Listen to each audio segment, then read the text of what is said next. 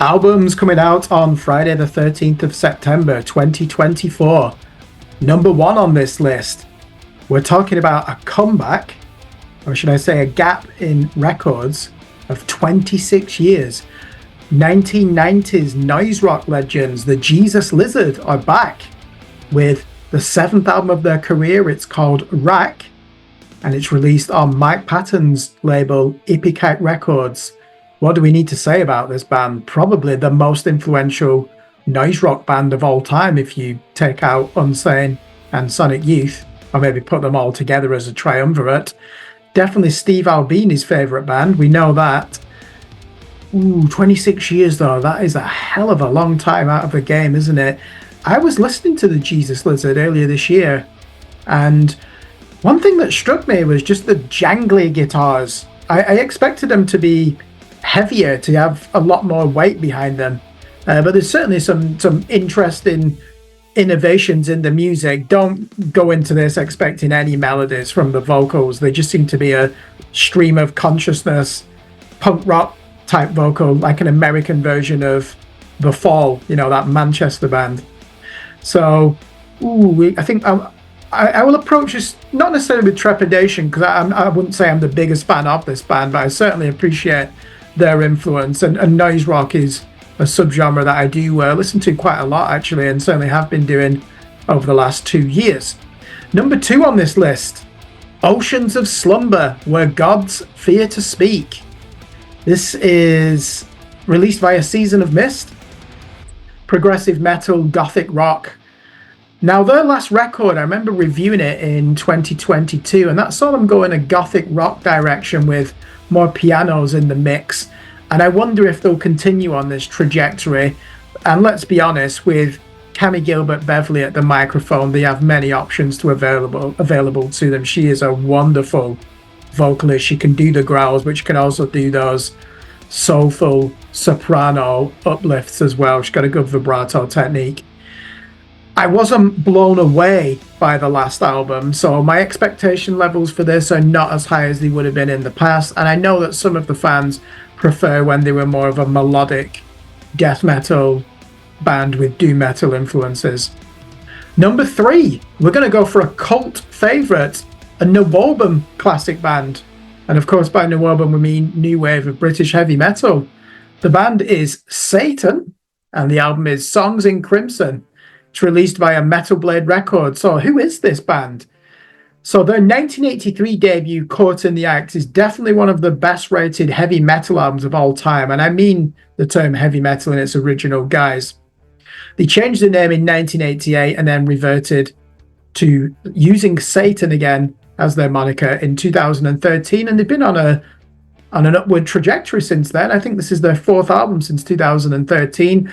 Interestingly, two of the founder members are also founder members of folk metal pioneers Skyclad.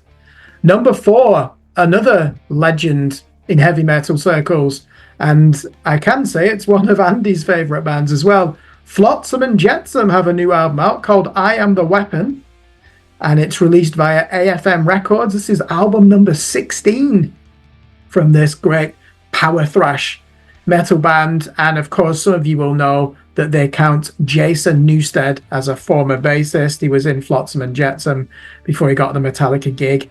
And some of you who are thrash metal anoraks will know that former Prong and Killing Joke four-stringer Troy Gregory was also a member of Flotsam and Jetsam in the early 90s. Number five on this list, Hellvorn, Espectres, gothic doom metal from Spain, or the Balearic Islands to be precise. This is released via Moise Music, and the band, I know very little about them other than that they were formed in 1999, and this is album number 5. Gothic death doom. Yeah, I can always listen to at least one album per week in this genre. Number 6, let's have some crust punk meets melodic death metal from Sweden. We're talking about the band Wolf Brigade, and the album is called Life, Knife, Death, Full. What a strange title for an album. It's released via Metal Blade Records, and this is the 8th album of their career. This band must be important. They have a Wikipedia page, and it even has pictures of the band members on them. And it's released via Metal Blade Records. and they claim to be a hardcore punk band. So don't normally listen to hardcore punk, but it's got metallic pedigree to it.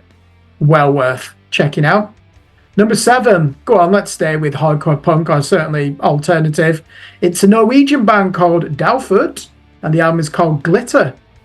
It's released via the respected underground label Fushusformet, and I know that pronunciation because I've interviewed a band from Norway earlier this year and they told me how to say that.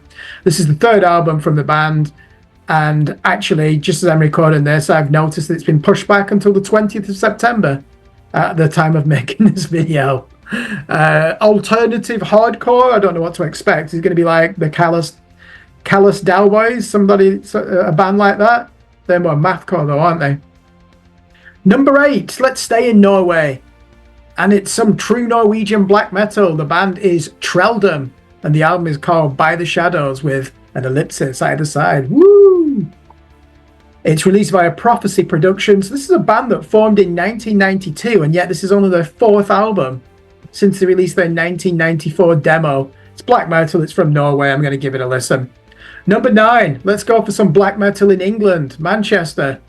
The band is Winter Phyleth. Their new album is called The Imperious Horizon, released via Candlelight Records. This is album number 8, and great news, they now count Russell Dobson of Necronautical in their ranks as their lead guitarist. He's actually the vocalist in Necronautical, that great Manchester-based black and death metal band, and he uses the pseudonym of Not. Well, he's now the 6th stringer playing those lead solos in Winter Phyleth. Looking forward to it. Critically acclaimed band. Many of their albums would appear in the Terrorizer Album of the Year lists over the last 15 years if you were to go through their archives.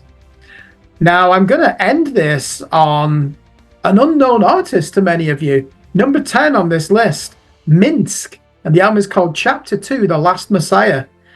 Who is this band? Well, they're a symphonic black and death metal duo from Vienna, Austria. And I reviewed the reissue of their 2017 debut, Chapter 1, Obliterating Perfection, back in 2020 for our sister organisation, Scream Blast Repeat, and absolutely loved that record. It's for fans of Emperor, Devin Townsend, and A.D.K, I would say. And it's so dramatic, so pompous, so heavy. Yet there's so much class to it as well. It's dark, it's intriguing, malevolent. Yeah, it's just, if this is even 60% as good as that debut album that they put out, Chapter 1, Obliterating Perfection, we're in for a classic. So that concludes the list for Friday, the 13th of September, 2024. Go ahead, check these records out. I'm sure that you'll like most of them.